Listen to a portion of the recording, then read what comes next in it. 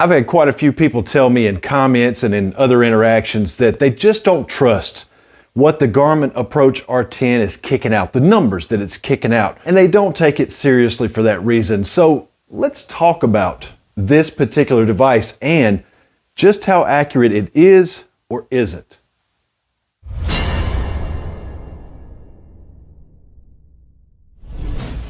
Hey everybody, and welcome back to Golf Test Dummy, the channel where I use my game to help your game. As I said, I've got the Garmin Approach R10 sitting right here below me. It's set up, ready to go.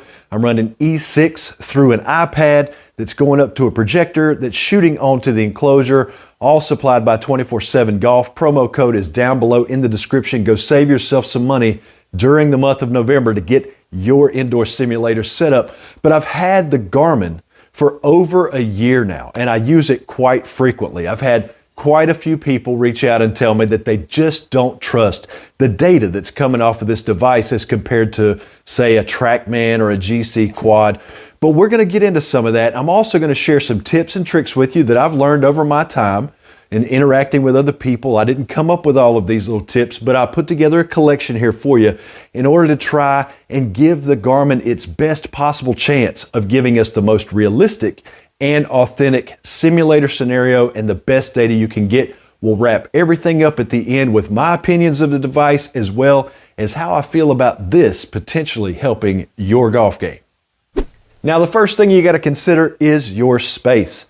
Garmin recommends that you have 6 to 7 feet between the device and the golf ball. There's actually a little slider inside of the app that you can use to fine tune that distance, but that's what they recommend is 6 to 7 feet. And then from the golf ball to the screen or the net, if you're not using a projector, you're just going to have a net out there. The distance that you need from the golf ball to there is a minimum of about 8 feet. Now, you can push it out further. If you go obviously to 10 or 12 feet, it's going to give it that much more of a ball flight to read. These work on Doppler radar, the same type of system that the weather stations use to track storms and movements of those storms. It sends out a signal. The signal is returned back off of it. It's reflective, almost like bat sonar, and that is how it collects the data and knows what's going on out here. It reads that back to you. So if you can give it even more space from ball to screen or net, it's going to give it a bigger sample size and give it an even better chance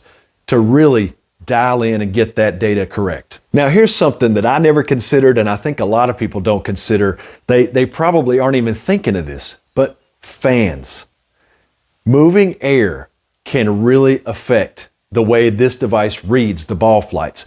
Last summer, it was sweltering. I put a box fan, over against the wall. You can't see it, but it's probably about 7 feet that way, and it had just the slightest breeze. I was just trying to get some air moving in the garage, and I started to get some really crazy ball flights, and I was thinking, what's happening with my swing today? I didn't feel like I hit it that bad, but it was showing these weird slices, these dead duck ball flights, and I turned the fan off and went back inside. I came back out. I decided to try it again, and I didn't turn the fan on this time. I just forgot about it, and all of a sudden it starts performing well again. And then I looked on some forums. Sure enough, fans can really interfere with these devices. No fans of any kind. Maybe in the winter, if you need some heat, maybe a small radiator or something that just creates heat and puts it out into the room, but nothing that would come in front of the device so that it can't read the ball flight correctly. Another thing is large metal objects. I've actually read a story about one guy who was having the hardest time getting his R10 to be accurate. And it turns out that back behind his screen, which I believe he had a net, but back behind that net was one of those large industrial metal fans, the metal fan blades. It was actually in the wall. It's almost like an old attic fan that was on the wall. And he couldn't get his R10 to read right. He just couldn't get it to read right. He was like, man, the driver is easily 70 to 80 yards short. Even my 7-iron is going 50 yards shorter than it normally does. Somebody help. And the response was, take that fan out of the way. Take it out of the way, because those large metal objects can really interfere. This will come into play later, by the way, and actually be an advantage, but they can really interfere with the device the way it reads it, because everything is reflective. The next thing I would say is that you need to have the tripod of the device actually attached to it first of all, and then the bottom of that tripod needs to be level with where the golf ball is sitting. Meaning that if you're on a mat, and let's say that mat is 1¼ inches off of the floor, it's a thick mat, and then you set the tripod just down on the ground, it's going to set that tripod 1¼ inch below where it should be for an optimal read on the ball flight. So you've got to get that tripod and that device up to be on the same level as the golf ball. If you don't, you're going to have some issues there. Once you have that device set on a level pad with your golf ball, before you start each and every session, you need to go into the Garmin app and calibrate where that device is sitting each and every time. Now, I've seen some people that get these laser devices, they build these stands with leveling bubbles on them to try and make sure that it's lined up just so. I have seen some people that actually need things like that. There's some stuff online to show you how to do it yourself and build your own little leveling laser device, or you can buy those pre-made.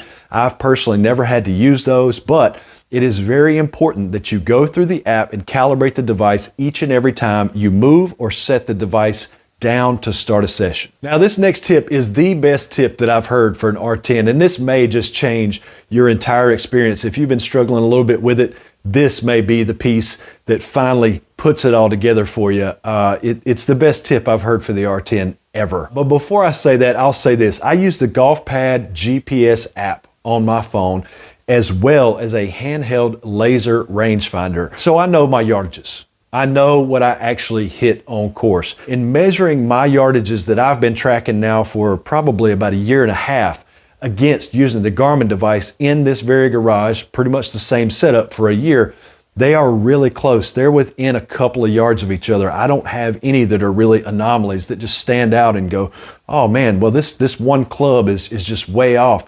I don't have anything like that. What I get out here is what I get on course. Not everybody has had that experience, and it may very well be because of this next thing I'm going to discuss. Now, I can't take credit for this tip. I have seen it on, let's see, David Maxfield Golf. I've seen it on Scott Hogan.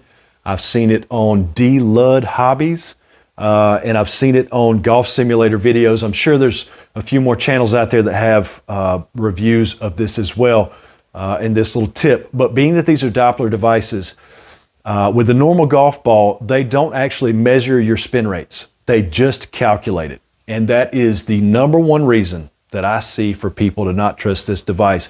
Because as you all know, the spin rates with, say, a driver, if it's off by 1,000 or 1,500 RPMs, it could be the difference between 25, 30, 35 yards of distance. And it could be responsible for a lot of the issues that people are having out there. But again, the channels that I mentioned before have done tests with the new Titleist Pro V1 RCT golf balls. Those are special made golf balls. That is the Pro V1. The only difference is that it has a thin metal strip between the cover and the mantle, and as the golf ball goes spinning through the air, the device picks up on that and it's able to measure the spin rather than calculate it. It actually captures it. They've gone and done videos where they pull it up on their iPad, the Garmin app, and it'll be italicized. The numbers will be italicized if it's calculating it, meaning that it's the device's best guess at what its spin rate is. But then when they use the RCT golf balls, it shows a non-italicized number, which means that it's actually measured it. Now, the problem with the RCT golf balls is they're very expensive. Here in the US, a dozen of them, I think, is about $65 at the timing of this video. I've seen it more expensive in other places. But some of these channels have come up with a little hack, a cheap, inexpensive hack. A $7 roll of metallic adhesive tape off of Amazon, and you can cut out little pieces of that metallic adhesive and put it on your golf ball. If you face the metallic strip toward the screen, and in one case, I believe it was D. Ludd Hobbies, he had to face his up, but you want to face it either up or at the screen.